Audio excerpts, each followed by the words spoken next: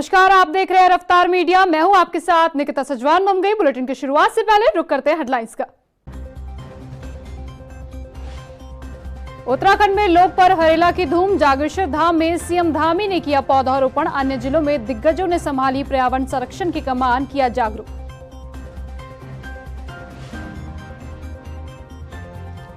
कांग्रेस विधायक हुए सीएम धामी के मुरीद। खुले मंच से की सरकार के कामों की तारीफ। वीडियो हुआ वायरल तो माननीय लखपत बुटोला ने लिया यू टर्न, बोले वीडियो किया एडिट। 2027 चुनाव से पहले बीजेपी को बड़ा झटका। पार्टी का झंडा डंडा उठाने वाले नेताओं का इस्तीफा। संगठन पर उठे सवाल। महेंद्र भट्ट के हाथ से निकली बात। और पूर्व मुख्य सचिव एस रामास्वामी के बेटे यशोवर्धन गिरफ्तार। फर्जी आईपीएस अधिकारी बन ठगी को दे रहा था अंजाम। पुलिस ने किया पर्दाफाश।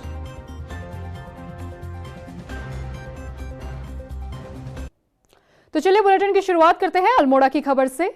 हरेला पर्व के अवसर पर सूबे के मुखिया पुष्कर सिंह धामी अल्मोड़ा के जागेश्वर धाम पहुंचे, जहां सीएम धामी ने जागेश्वर मंदिर में विधिवत पूजा अर्चना कर प्रदेश की सुख समृद्धि और खुशहाली की कामना की। जागेश्वर धाम में पूजा अर्चना करने के बाद सीएम धामी राज्य स्तर हरेला कार्यक्रम में पहुंचे। इस दौरान उन्होंने वृक्षारोपण कर पर्यावरण संरक्षण का संदेश दिया और प्रदेशवासियों से भी ज्यादा से ज्यादा पौधे लगाने की अपील की। आज सबसे पहले तो आज हरेला पर्व है हमारा, और हरेला पर्व हमारे पूर्वजों के द्वारा ये प्रकृति संरक्षण और प्रकृति पूजन का पर्व है, त्योहार है हमारा। जब हम प्रकृति का पूजन करते हैं और प्रकृति ही जो है हमको जीवन देती है, तो प्रकृति का संरक्षण हो, प्रकृति फले फूले, हमारे जल स्रोत जो विलुप्त हो गए हैं या जिनके सूख गए हैं वो फिर से जो है चार्ज हों, उन स्रोतों में फिर से जल आए, गाड़ गधेरे, हमारे नौले धारे। इसके साथ साथ पौधों का रोपण, आज बड़ी संख्या में 10 लाख पौधे लगाने का भी हमने संकल्प लिया है, जिससे कि एक संदेश पूरा उत्तराखंड देवभूमि से पूरे विश्व के अंदर जाएगा।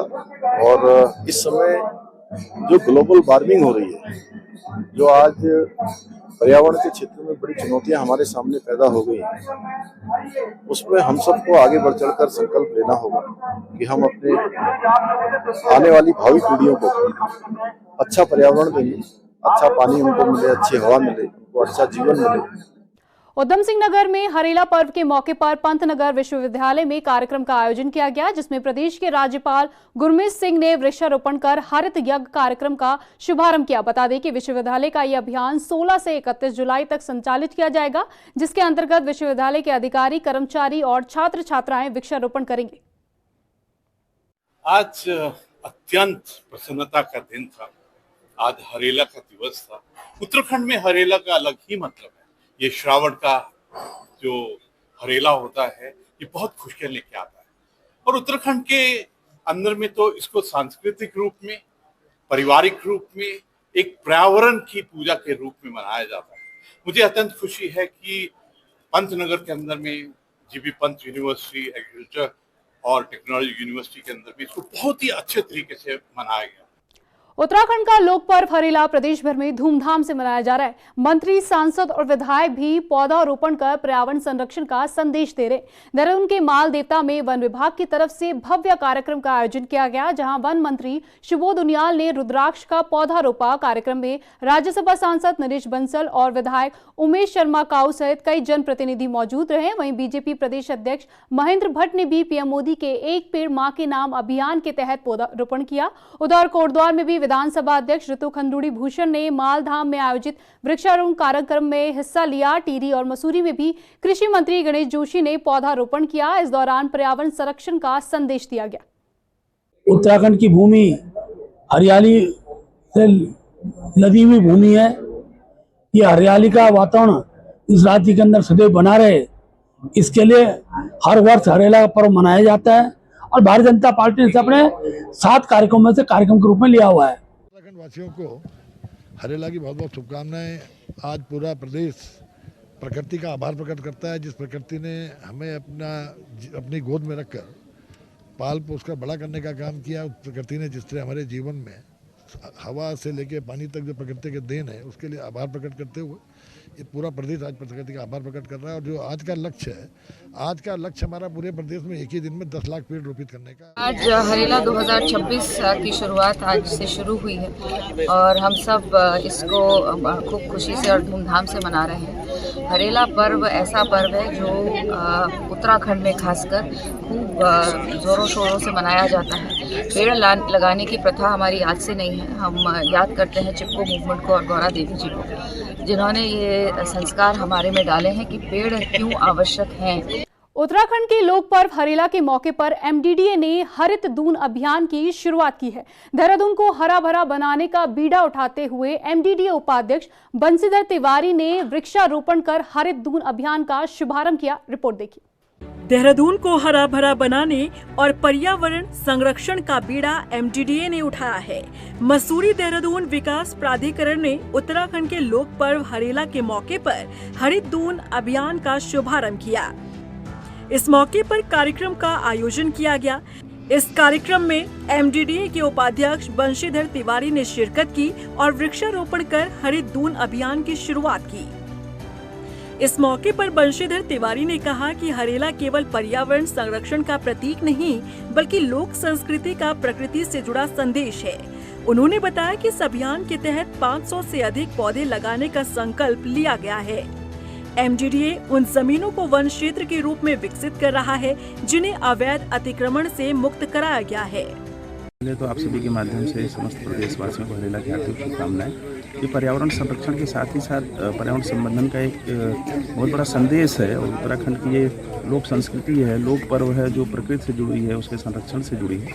उसी के क्रम में आज प्राधिकरण के द्वारा हम लोगों ने यहाँ 500 से ज़्यादा पेड़ों को लगाने का अभियान शुरू किया है और आगे भी इसको जारी रखेंगे। और आप देख रहे हैं जो आरएफडी में ज़मीन निकली थी, एमडीडीए को मिली है, उसी पर हम लोग ये वन स्वरूप में विकसित करेंगे और इसमें पाथवे भी बनाएंगे ताकि लोग यहाँ पर बैठे वॉक करें, किसी को योग करना योग करें तो उसको थोड़ा इसको अच्छा और विकसित करेंगे। हरेला सिर्फ एक पर्व नहीं बल्कि प्रकृति के प्रति उत्तराखंड की आस्था और संवेदनशीलता का प्रतीक भी है।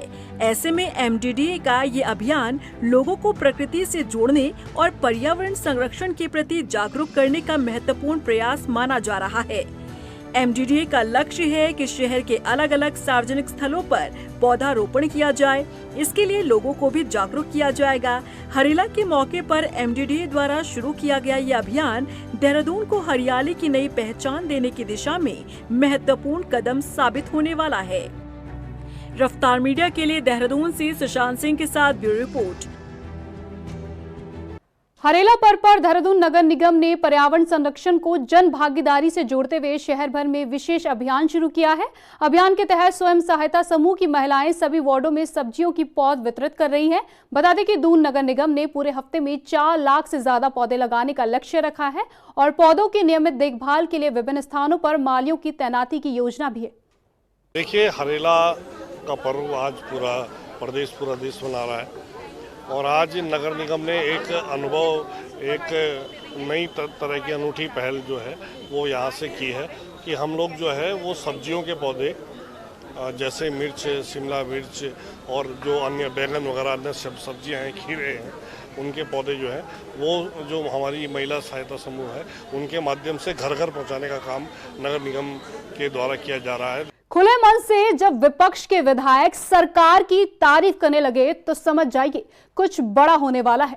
इन दोनों सोशल मीडिया पर बद्रीनाथ से कांग्रेस विधायक लखपत बुटोला का एक वीडियो वायरल हो रहा है जिसमें वो धामी सरकार की तारीफ में कसीदे पढ़ रहे हैं। अब सियासी गलियारों में कांग्रेस विधायक लखपत बुटोला के बदले सुर को लेकर कई तरह के कयास लगाए जा रहे हैं। रिपोर्ट देखिए। कांग्रेस विधायक के बदले सुर, लखपत बुटोला ने की धामी सरकार की तारीफ। खुले मंच से सरकार की तारीफों में पढ़े कसीदे।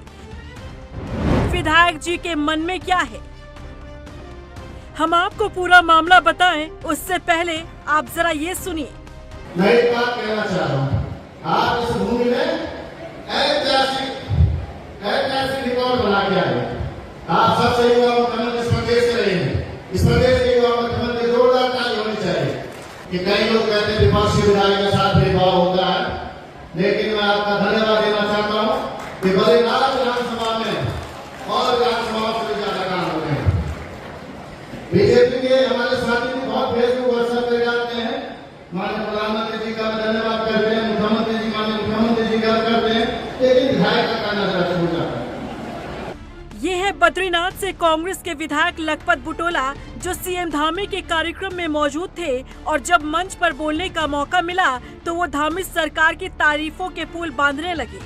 हैरानी की बात इसलिए है क्योंकि लखपत बुटोला विपक्ष के विधायक हैं। कल तक वो धामी सरकार पर तरह तरह के आरोप लगा रहे थे, सरकार के खिलाफ बयानबाजी कर रहे थे, जो विपक्ष के लोगों का अधिकार भी है। लेकिन जब उसी विपक्ष के विधायक के बोल बदल जाएं तो हलचल मचना लाजमी है। अब धामी सरकार के फेवर में इस तरह की तारीफ, वो भी कांग्रेस विधायक लखपत बुटोला की जुबानी, ऐसे में सियासी गलियारों में इसे लेकर तरह तरह के कयास लगाए जा रहे हैं। सरकार के लिए विपक्ष के विधायक के मन में ये सॉफ्ट कॉर्नर बहुत कुछ इशारा करता है। हालांकि जब इस बाबत लखपत बुटोला से सवाल पूछा गया तो वो इसे एडिटिंग का कमाल बताते नजर आए। आपको दिखा कहीं तारीफ होते हुए? मैं आपसे कह रहा हूँ, मुख्यमंत्री जी मेरी विधानसभा में आए तो हमने कहा कि मुख्यमंत्री जी के स्वागत में तालियां बजाई जाए, तो क्या ये तारीफ करना है? लेकिन जो मीडिया का जो स्वरूप होना चाहिए था, जो चीज़ें मैंने तंज कसे थे, जो पानी में डुबो के जो धोया था, उसका तो कोई जवाब ही नहीं दिया। ये केवल प्रोपेगेंडा चला देना, इस चीज़ों को कट पेश करके अपने हिस्से की बातें निकाल देना, क्योंकि किसी बात को आप निकाल देते उसका मंतव्य पूरा तब समझ में आता जब वो पूरा सेंटेंस खत्म हो जाए। वहीं उनसे जब पार्टी बदलने पर सवाल किया गया तो उनका कहना है कि मेरी रग रग में कांग्रेस बसी है। जो देश से प्रेम नहीं करता वो कांग्रेस छोड़ किसी अन्य दल में शामिल हो सकता है। कांग्रेस के इस देश की मिट्टी में कांग्रेस का खून मिला हुआ है। इस खून में हम उन शहीदों के परिवारों से जिनके बाप दादा इस देश के स्वतंत्रता सेनानी रहे हैं, हमारे अंग अंग में कांग्रेस है। और कांग्रेस इसलिए है क्योंकि इस देश की मिट्टी में कांग्रेस का खून जुड़ा हुआ है। इस देश को जिसको भी प्रेम इस राष्ट्र से होगा, हिंदुस्तान से प्रेम होगा, उत्तराखंड से प्रेम होगा, वो कांग्रेस से प्रेम करेगा। जो कांग्रेस को गाली देते हैं, मैं बार बार कहता हूँ, वो अपने पुरखों को गाली देते हैं, क्योंकि उनके पुरखे या तो कांग्रेस में रहे होंगे तो वो राष्ट्रभक्त थे, वरना अंग्रेजों के साथ मिलकर इस देश के साथ गद्दारी कर रहे थे। वहीं बीजेपी प्रदेश अध्यक्ष महेंद्र भट्ट से जब ये सवाल पूछा गया कि क्या लखपत बुटोला बीजेपी के संपर्क में है, तो सुनिए क्या जवाब मिला। हमारी कोई बातचीत नहीं हो रही है। लखपत बुटोला जी ने उन शब्दों का प्रयोग किया जो सच्चाई में है।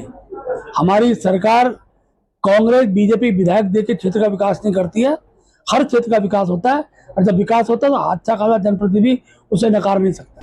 उत्तराखंड में दल बदल की राजनीति का इतिहास पुराना है। 2027 चुनाव नजदीक आते आते राजनीति में नेताओं के सुर बदले हुए नजर आ रहे हैं। विपक्ष के नेताओं द्वारा बीजेपी की तारीफ राजनीतिक गलियारों में चर्चाओं का विषय बना है। हालांकि लखपत बुटोला ने इसे लेकर सफाई पेश कर दी है, लेकिन अब देखना होगा कि आगे आने वाले समय में कांग्रेस विधायक लखपत बुटोला का क्या टर्न रहता है। रफ्तार मीडिया के लिए देहरादून से सुशांत सिंह के साथ ब्यूरो रिपोर्ट। 2027 चुनाव से पहले बीजेपी को बड़ा झटका लगा है। पार्टी का झंडा डंडा उठाने वाले नेताओं ने इस्तीफा बम फोड़ दिया है। रुद्रप्रयाग जिले में कई पदाधिकारियों ने अपने पद से इस्तीफा दे दिया। कई तरह के गंभीर आरोप भी लगाए हैं। ऐसे में सवाल बीजेपी प्रदेश अध्यक्ष महेंद्र भट्ट पर भी उठ रहे हैं कि क्या पार्टी उनसे संभल नहीं रही है। रिपोर्ट देखिए। 2027 से पहले बीजेपी को लगा बड़ा झटका, पार्टी में फूटा इस्तीफा बम। कई पदाधिकारियों ने दिया इस्तीफा, नाराज नेताओं ने लगाया अनदेखी का आरोप। क्या अध्यक्ष जी से संभल नहीं रही पार्टी? एक तरफ बीजेपी 2027 में हैट्रिक लगाने का ख्वाब देख रही है, तो वहीं दूसरी तरफ पार्टी को जोरदार झटका भी लग रहा है। एक साथ कई पदाधिकारियों ने इस्तीफा देकर पार्टी संगठन को कमजोर कर दिया है। रुद्रप्रयाग जिले में भारतीय जनता पार्टी के संगठनात्मक ढांचे की नींव कमजोर पड़ रही है। पार्टी में असंतोष, कार्यकर्ताओं की नाराजगी अब खुलकर सामने आने लगी है। अगस्त्यमुनि ग्रामीण मंडल के मंडल महामंत्री, मंत्री, उपाध्यक्ष और सोशल मीडिया संयोजक सहित कई प्रमुख पदाधिकारियों ने बीजेपी जिला अध्यक्ष भरत भूषण भट्ट को अपना इस्तीफा भेज दिया है। इस्तीफे में कई तरह के आरोप लगाए गए हैं। साथ ही सवाल भी उठाया गया कि क्या हमारी जिम्मेदारी सिर्फ झंडे डंडे उठाने तक ही सीमित है? हमें हर बार अनदेखा किया जाता है। इस्तीफा देने वाले सभी पदाधिकारियों का कहना है कि यदि समर्पित कार्यकर्ताओं का लगातार अपमान होगा और उन्हें संगठन में महत्व नहीं मिलेगा तो ऐसे माहौल में काम करना संभव नहीं है। इस्तीफों के सार्वजनिक होते ही संगठन में हड़कंप मच गया है और राजनीतिक गलियारों में चर्चाओं का दौर भी तेज हो चुका है। बताया जा रहा है कि हाल ही में आयोजित सोमनाथ भ्रमण कार्यक्रम को लेकर भी संगठन के भीतर नाराजगी पनप रही थी। अब इस्तीफों की कॉपी सोशल मीडिया पर खूब शेयर हो रही है, जिससे मामला और तूल पकड़ता दिखाई दे रहा है। इधर बीजेपी नेतृत्व आनन फानन में डैमेज कंट्रोल करने में जुट गया है। देखिए, ये स्थानीय स्तर पर एक छोटे से मतभेद से जुड़ा हुआ मामला हो सकता है। भारतीय जनता पार्टी में हमारे बूथ के कार्यकर्ता, हमारे मंडल के कार्यकर्ता, पदाधिकारी बहुत महत्वपूर्ण होते हैं और वो भारतीय जनता पार्टी की नींव का पत्थर माने जाते हैं। नाराज़गियाँ होती हैं, परिवार का मामला है, उनकी भी कुछ परेशानियां होंगी, कुछ नाराज़गियां होंगी, कुछ शिकायतें होंगी, तो संगठन ने उसका संज्ञान लिया है और हमारे लिए सभी सम्मानित हैं, सभी महत्वपूर्ण हैं और हम अपने सभी कार्यकर्ताओं को साथ लेकर चल के भारतीय जनता पार्टी की जो विचारधारा है राष्ट्र निर्माण की, प्रदेश निर्माण की, तो ऐसे में हमारे वो सब पदाधिकारी भी ठीक है, उनकी नाराज़गी हो सकती है, उनकी नाराज़गी का निराकरण किया जाएगा, लेकिन भारतीय जनता पार्टी की विचारधारा को हम सब ने मिलकर संभालना है और इस प्रदेश को आगे ले जाना है। वहीं दूसरी ओर इस पूरे मामले पर मुख्य विपक्षी दल कांग्रेस ने भी चुटकी ली है। कांग्रेस प्रदेश उपाध्यक्ष सूर्यकांत धस्माना का कहना है कि बीजेपी कार्यकर्ताओं का आज आलम ये हो गया है कि बिना पैसे दिए पार्टी के कार्यकर्ताओं का भी काम नहीं होता और अगर ज्यादा प्रताड़ित हो जाते हैं तो मजबूरन उन्हें अपने पद से इस्तीफा देना पड़ता है। अगर ईडी, सीबीआई और इनकम टैक्स का डर ना हो ना तो पूरी भारतीय जनता पार्टी खाली हो जाए। क्या बीती होगी चुफाल साहब को, बंशीधर भगत को, मुन्ना सिंह चौहान जी को, कितने इनके दिल में शोले और छुरियाँ चलती होंगी जब ये सौरभ भोगड़ा को देखते होंगे मंत्री के रूप में, जब ये सतपाल महाराज को देखते होंगे, जब ये रेखा आर्य को देखते होंगे, जब ये सुबोध उनियाल को देखते होंगे और उनके यहाँ लाइन खड़े होकर के एप्लीकेशन लेकर के खड़े होते होंगे। तो ये भारतीय जनता पार्टी के एमएलएस की बात कर रहा हूँ। आम कार्यकर्ता की तो गति बहुत बुरी है, बहुत बुरा हाल है भैया। बिना पैसे दिए बीजेपी के आम कार्यकर्ता का भी काम नहीं हो रहा, तो इस्तीफा ही तो देंगे। उनके घर में मेरे ख्याल से इतनी इंतजाम नहीं होगा कि ईडी आई और इनकम टैक्स के लोग रेड मार पाए। अगर ऐसा डर समाप्त हो जाए तो बीजेपी के बड़े बड़े लोग पार्टी छोड़ करके दूसरी पार्टियों में चले जाए। उत्तराखंड में विधानसभा चुनाव की तैयारी भले ही सभी सियासी दल जोरों शोरों से कर रही हों, इन सबके बीच बीजेपी जिस रफ्तार से चुनावी तैयारी में जुटी है उसी रफ्तार पर अब ब्रेक लगाने का काम पार्टी के नेताओं ने कर दिया है। रुद्रप्रयाग बीजेपी में उठे इस संगठनात्मक तूफान ने चुनावी माहौल से पहले पार्टी की अंदरूनी खींचतान को भी खुलकर सामने ला दिया है। अब देखना होगा कि ये नाराजगी बातचीत से सुलझती है या फिर आने वाले दिनों में और बड़ा राजनीतिक रूप लेती है। इसी के साथ सवाल बीजेपी प्रदेश अध्यक्ष महेंद्र भट्ट को लेकर भी उठ रहे हैं कि पार्टी के भीतर पनप रहे असंतोष और नाराज नेताओं को क्या अध्यक्ष मैनेज नहीं कर पा रहे हैं? क्या महेंद्र भट्ट के हाथ से ये नेता निकल चुके हैं? रफ्तार मीडिया के लिए देहरादून से अशोक कुमार के साथ ब्यूरो रिपोर्ट। शुक्रवार को कांग्रेस नेता राहुल गांधी उत्तराखंड दौरे पर रहेंगे। ऐसे में कांग्रेस अपने नेता के स्वागत की तैयारियों में जुटी हुई है। राजधानी देहरादून स्थित बन्नू स्कूल मैदान में पहुंचकर कांग्रेस प्रदेश अध्यक्ष गणेश गोदियाल और एनएसयूआई के राष्ट्रीय अध्यक्ष विनोद जाखड़ ने व्यवस्थाओं का जायजा लिया। इस दौरान कांग्रेस प्रदेश अध्यक्ष गणेश गोदियाल ने छात्रों की गूंज कार्यक्रम में बड़ी संख्या में छात्रों और युवाओं के आने का दावा किया है। मैं सबसे पहले तो आप सब लोगों को धन्यवाद कहना चाहता हूं कि आप लोगों ने, मीडिया ने इस कार्यक्रम को इतना प्रचार दे दिया है कि निश्चित रूप में आप लोगों के प्रचार करने से यहां पर उपस्थित होने वाले छात्रों की संख्या में रिकॉर्ड बनेगा। रिकॉर्ड रूप में छात्र यहां पर सम्मिलित होंगे। कार्यक्रम की तैयारियां पूरी तरह से आप देख रहे हैं कि जोरों पर हैं। कल सुबह तक हर तरह से इस आयोजन स्थल पर सभी तैयारियां पूरी कर ली जाएंगी। मेरा छात्रों से और छात्र अभिभावकों से निवेदन है कि वो लोग यहाँ पर तय समय शाम को 5 बजे ज़रूर यहाँ पर आएँ, राहुल जी के विचारों को सुने। पूरे देश के अंदर पेपर लीक के खिलाफ भारी आक्रोश है, जन आक्रोश है। नेता प्रतिपक्ष राहुल गांधी जी सीधा संवाद छात्र छात्राओं से कर रहे हैं। नेता प्रतिपक्ष का उतरना और मैदान में एकदम खुल के उतरना ये साबित करता है कि आज इस देश के शिक्षा के हालात बुरी तरीके से ध्वस्त हो चुके हैं। बुरे दौर से इस देश का एजुकेशन सिस्टम गुजर रहा है। नीट पेपर लीक के कारण उत्तराखंड की बेटी ने सुसाइड किया। करीब 22 छात्र छात्राओं ने पूरे देश में सुसाइड कर लिया, लेकिन इनमें इतनी नैतिकता, इतनी मानवता नहीं है कि जाके उन पीड़ित परिवारों से मिल सके जिन्होंने अपने बच्चे पेपर लीक के कारण खोए हैं। काशीपुर पहुंचे कुमाऊं कमिश्नर दीपक रावत ने प्राचीन गोविशान टीले का अधिकारियों के साथ निरीक्षण किया। इस दौरान उन्होंने टीले की वर्तमान स्थिति, संरक्षण कार्य और विकास की संभावनाओं का जायजा लिया। साथ ही स्थल की ऐतिहासिक महत्व पर भी चर्चा की। बता दें कि कुमाऊं कमिश्नर दीपक रावत ने अधिकारियों को इस धरोहर के संरक्षण, सौंदर्यीकरण और आवश्यक व्यवस्थाओं को प्राथमिकता के आधार पर आगे बढ़ाने के निर्देश दिए। फिजिकली आप देखेंगे बहुत बड़ी 95 एकड़ की है, it's a very green site. तो लोग यहाँ पे अपने कल्चर को जाने, अपने पास्ट को भी जाने और साफ हवा में भी रहें। इस बात को लेके जो पहल एसआई ने की है बहुत ही अच्छी है। उत्तराखंड की गदरपुर विधानसभा के कोपा मुंस्यारी हरिपुरा जलाशय क्षेत्र के निवासी बुनियादी अधिकारियों के लिए तरस रहे। आजादी के इतने दशकों बाद भी यहाँ के लोग जैसे कटे हैं जैसे कोई टापू हो। यहाँ ना तो पक्की सड़क है, ना ही पुल, ना ही स्कूल और ना ही कोई अस्पताल। जबकि इस क्षेत्र में करीब 800 मतदाता हैं जो जिला मुख्यालय जाने के लिए नाव का इस्तेमाल करते हैं। उधर स्थानीय विधायक अरविंद पांडे का कहना है कि सड़क निर्माण के लिए सरकार से कहा है और जल्द ही इसका रास्ता निकाला जाएगा। परेशानी यहाँ पर 4-5 गांव हैं जो बेचारे इस नौका से इस टाइम बरसात के मौसम में बड़ी परेशानियों का सामना करने के बाद अपने घरों में पहुँचते हैं और बच्चों को दिक्कत है, बच्चों को स्कूल जाने की दिक्कत, खुद को दिक्कत। अब आप देख रहे हो सारा हालात ही क्या है देखो। और जो है इसमें ज़्यादातर जो बच्चे और बूढ़े लोग जो जाते हैं उनको ज़्यादा दिक्कत होती है। हमने किताबों में पढ़ा है कि जिस प्रकार से यहाँ से 700-800 साल पहले ग्रामीण क्षेत्र या शहरी क्षेत्र के लोग थे, उसमें ग्रामीण क्षेत्र कहा जाता था। एक स्थान से दूसरे स्थान जाने के लिए नाव में या तैर के जाते थे। ठीक उसी प्रकार से देखने को मिल रहा कि हम 21वीं शताब्दी में एक और हमारे इस समय हमारे भारत के जो डबल इंजन सरकार है चंद्रमा में पहुंच रहे हैं और कई सारे आधुनिक हथियार बना रहे हैं, कई सारे फोल्ड लाइन बना रहे हैं, कई सारे आधुनिक टेक्निक काम कर रहे हैं। लेकिन अभी भी बड़ी दुर्भाग्य की गदरपुर जो 65 विधानसभा क्षेत्र के अंतर्गत जो कोपा मुंस्यारी है, विधायक अरविंद पांडे के क्षेत्र में यहाँ से हजारों बच्चे, बुजुर्ग, महिला इसी नाव से तैर कर एक स्थान से दूसरे स्थान जाते हैं। और आपको बताना चाहूंगा कि यहाँ से लगभग 2020 की एक घटना, एक महिला इसी नाव से जा रहे थे, अचानक दुर्घटना हो गई, उनकी मौत हो गई और उनके परिजन पूरा बेसहारा हो गए क्योंकि छोटे 2 बच्चे थे। कई बार स्थानीय विधायक अरविंद पांडे एवं मुख्यमंत्री से गुहार लगा चुके, लेकिन कोई भी सहायता नहीं मिला, उनका कहना है। साथ ही स्थानीय विधायक का कहना है कि अरविंद पांडे का कहना है कि हमने माननीय मुख्यमंत्री से इस बारे में जानकारी कर चुका हूँ और लिखित में दे रखा हूँ, कोई ना कोई रास्ता निकाल जाएंगे 2027 के पहले। अब देखा कि माननीय विधायक जी कुछ कर पाएंगे और क्षेत्र की जनता को कोई राहत मिल पाएंगे तो आने वाले समय बताएगा।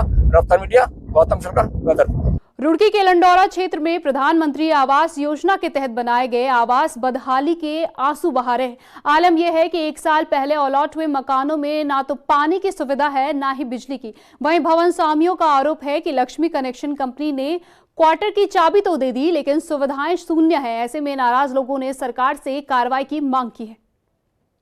मैं यहाँ फ्लैटों में रहता हूँ और बात में दिक्कत यहाँ पानी की हो रही है, यहाँ कोई सफाई नहीं हो रही है, यहाँ कोई रात को लाइट की व्यवस्था है नहीं कोई। और हाँ, हम तो यू कहा गया कि भाई अगर आप 16,140 रुपये दोगे मेंटेनेंस के तो आपको यहाँ गार्ड मिलेगा, आपको यहाँ लाइट मिलेगी, आपको यहाँ पानी मिलेगा, आपको यहाँ सब सफाई मिलेगी। तो कितने पैसे आपने जमा किए थे? हमने करीब 3.5 लाख रुपये हमने दिया है। तो मेंटेनेंस के 16,500 रुपये और मांग रहे हैं।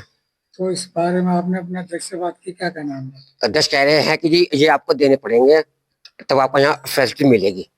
राजधानी देहरादून में राजपुर थाना पुलिस ने ठगी के मामले में बड़ी कार्रवाई करते हुए पूर्व मुख्य सचिव एस रामास्वामी के बेटे यशोवर्धन को गिरफ्तार किया है। पूर्व मुख्य सचिव एस रामास्वामी के बेटे पर खुद को फर्जी आईपीएस अधिकारी बताकर लोगों से लाखों रुपए की ठगी करने का आरोप है। मामले के खुलासा करते हुए एसपी सिटी प्रमोद कुमार ने बताया कि यशोवर्धन खुद को आईपीएस अधिकारी बताकर ठगी को अंजाम दे रहा था। पुलिस ने उसके पास से फर्जी आईडी कार्ड, फर्जी विजिटिंग कार्ड और पुलिस और आर्मी के लोगों की वर्दी, वायरलेस सेट, लैपटॉप और फर्जी रिबन बरामद किए हैं।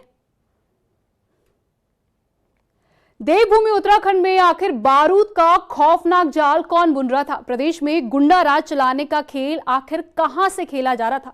इन्हीं तमाम सवालों के जवाब अब पुलिस ढूंढ रही है। उत्तराखंड में फर्जी हथियार लाइसेंस का पुलिस ने बड़ा खुलासा किया है, जिस पर सूबे के रसूखदार अपराधियों को घुटने पर ला दिया है। रिपोर्ट देखिए। उत्तराखंड में फर्जी हथियार लाइसेंस का बड़ा खुलासा। उधम सिंह नगर में पुलिस ने कसा शिकंजा। कौन बुन रहा था बारूद का खौफनाक जाल? देवभूमि उत्तराखंड अपनी शांत वादियों और रूहानी खूबसूरती के लिए मशहूर इस पावन धरा के सीने में आखिर अचानक बारूद का ये खौफनाक जाल किसने और क्यों बुना? क्या इस शांत प्रदेश को किसी खौफनाक और रोंगटे खड़े कर देने वाले बड़े षड्यंत्र से दहलाने की तैयारी थी, या फिर शहर में अपना गुंडा रौब झाड़ने के लिए फर्जी शस्त्रों का ये घिनौना खेल खेला जा रहा था? गुनहगार शायद ये भूल गए कि इस बार जिले की कमान कोई आम अफसर नहीं बल्कि अपराधियों के काल बनकर आए एसएसपी अजय गणपति संभाल रहे हैं। ट्रांसफर होकर आने जाने वाले कप्तानों के दौर में इतिहास की ये सबसे बड़ी और रूह कपा देने वाली कार्रवाई है, जिसने पूरे सूबे के रसूखदार अपराधियों को घुटनों पर ला दिया है। इस सनसनीखेज खौफनाक सच की शुरुआत तब हुई जब कुंडा पुलिस ने 2 अभियुक्तों को दबोचकर उनके पास से हथियार और फर्जी लाइसेंस बरामद किए। जब काशीपुर स्पेशल ऑपरेशन ग्रुप यानी एसओजी के जाबाज इंचार्ज सुतेड़ी की पैनी और बारीक नजरों ने इस मामले की गहराई से तफ्तीश की तो फर्जी शस्त्र लाइसेंस का एक ऐसा साम्राज्य सामने आया जिसने पुलिस महकमे के भी होश उड़ा दिए। बाहरी राज्यों और गैर जनपदों के फर्जी दस्तावेजों पर धड़ल्ले से हथियार खरीदे जा रहे थे। माननीय मुख्यमंत्री महोदय के निर्देशानुसार जनपद उधम सिंह नगर में लगातार क्रिमिनल्स के खिलाफ, अपराधियों के खिलाफ सख्त अभियान जारी है। पिछले महीने हमने थाना कुंडा में एक एफआईआर लॉन्च की थी, जिसमें कुछ व्यक्तियों द्वारा फर्जी तरीके से अपने लाइसेंस पंजाब से बनाना पाया गया था। उसमें से 2 व्यक्तियों की गिरफ्तारी हुई थी, जिनके पास से 4 शस्त्र और 2 फर्जी लाइसेंसेस बरामद हुए। उसके बाद ये प्रकाश में आया था कि यहाँ पर जनपद में जो बाहरी राज्य से बने हुए लाइसेंसेस हैं, उसमें से कुछ लाइसेंसेस गलत तरीके से, अवैध तरीके से बनाए गए तथा शस्त्र परचेज जो है वो भी अवैध तरीके से की गई। तो उनको चिन्हित करने हेतु हम लोगों ने एक अभियान चलाया था पिछले 15 दिन से, जिसमें 3 टीमों का गठन किया गया था। रुद्रपुर सेक्टर और काशीपुर सेक्टर के लिए एक टीम का गठन किया गया था, जिसमें एसपी काशीपुर साहब द्वारा उसको मार्गदर्शन किया गया, और एक टीम जो बाहरी राज्यों में जाकर सत्यापन आगे जाके करेगी, उसके लिए एक विशेष टीम का गठन किया गया था। उसमें से जो 2 टीम हमारे जनपद में रहते हैं उन्होंने सत्यापन किया है। इस पूरे अभियान में हमारे नॉलेज में आया है कि 108 लाइसेंसेस जो है वो संदिग्ध है, वो अभी फिलहाल संदिग्ध की श्रेणी में है। पुलिस के इस प्रचंड प्रहार से जिले भर में ऐसा हड़कंप मचा कि अपराधियों की रूह कांप उठी। पुलिस ने कुल 678 शस्त्र लाइसेंस की रडार पर जांच करते हुए अब तक 108 संदिग्ध शस्त्र लाइसेंस चिन्हित किए हैं, जिनमें से 94 फर्जी लाइसेंस अपने कब्जे में लिए हैं और 119 घातक बंदूकों और हथियारों को थानों में सीज कर दिया है। काशीपुर, बाजपुर और कुंडा समेत पूरे जनपद में अपराधियों की कमर तोड़ने के बाद एसएसपी अजय गणपति ने कड़ा और सीधा संदेश दे दिया है कि फर्जी शस्त्रों के दम पर कानून व्यवस्था से खिलवाड़ करने वालों को बख्शा नहीं जाएगा। देवभूमि में खौफ का ये बारूदी खेल अब चलने वाला नहीं है। रफ्तार मीडिया के लिए काशीपुर से अजहर मलिक की रिपोर्ट। धर्मनगरी हरिद्वार के प्रसिद्ध मनसा देवी मंदिर ट्रस्ट ने मंदिर में पारदर्शिता और श्रद्धालुओं के विश्वास को और मजबूत करने का अहम फैसला लिया है। ट्रस्ट के अध्यक्ष महंत रविंद्रपुरी महाराज ने मंदिर के पुजारियों को बिना जेब वाले कुर्ते पहनाए हैं। उन्होंने स्पष्ट कहा कि मंदिर का कोई भी पुजारी दान की एक राशि को भी अपने पास नहीं रखेगा। श्रद्धालु द्वारा दिया गया समस्त दान केवल दान पात्र में डाला जाएगा। इसके अलावा उसकी विधिवत रसीद भी काटी जाएगी। जिसे चंपत राय जी को बदनाम किया गया, वैसे हमारे विरोधियों का प्रयास है मुझे भी बदनाम करें। इसीलिए मैंने सभी पुजारियों को बिठा करके मैंने मीटिंग ली थी और सबसे मेरी वार्ता हुई थी कि देखो इस समय हमारी स्थिति ठीक नहीं है, इस समय सनातन को बदनाम करने का प्रयास किया जा रहा है, क्यों न हम ऐसा करें, हम सनातन के हित में काम करें। और सबसे बड़ी बात है, मैं चाहता हूं कि आपका जो कुर्ता होगा वो पॉकेटलेस होगा, उसमें जेब नहीं होगी। मेरे पुजारियों ने मेरी बात को माना। दिनेशपुर के सुंदरपुर गांव में पारंपरिक रीति रिवाजों के साथ भगवान जगन्नाथ की यात्रा निकाली गई। इस मौके पर विशेष पूजा अर्चना हुई। इसके बाद हरि नाम संकीर्तन हुआ। बड़ी संख्या में भक्तों ने भगवान जगन्नाथ का आशीर्वाद लिया और सुख समृद्धि की कामना की। इस दौरान पूरा इलाका भक्तिमय नजर आया। जगन्नाथ ठाकुर जी का हमारे भाग्य माधव दास जी हमारे गांव के पुजारी जी है, जो पिछले 10 साल से हम लोग यहाँ अपने गांव सुंदरपुर से दिनेशपुर चौराहे से होते हुआ हरि मंदिर होता हुआ फिर मासी माँ के घर जाते हैं। अब पिछले 10 साल से हम लोग ये कंटिन्यू निकाल रहे हैं जगन्नाथ का रथ यात्रा जी। और इस बुलेटिन में फिलहाल इतना ही, लेकिन जाते जाते एक बार फिर रुक करते हैं हेडलाइंस का। उत्तराखंड में लोक पर्व हरेला की धूम, जागेश्वर धाम में सीएम धामी ने किया पौधारोपण, अन्य जिलों में दिग्गजों ने संभाली पर्यावरण संरक्षण की कमान, किया जागरूक।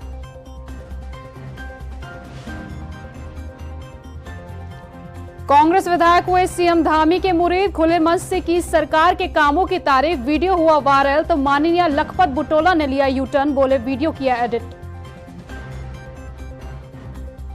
2027 चुनाव से पहले बीजेपी को बड़ा झटका, पार्टी का झंडा डंडा उठाने वाले नेताओं का इस्तीफा, संगठन पर उठे सवाल, महेंद्र भट्ट के हाथ से निकली बात। और पूर्व मुख्य सचिव एस रामास्वामी के बेटे यशोवर्धन गिरफ्तार, फर्जी आईपीएस अधिकारी बन ठगी को दे रहा था अंजाम, पुलिस ने किया पर्दाफाश।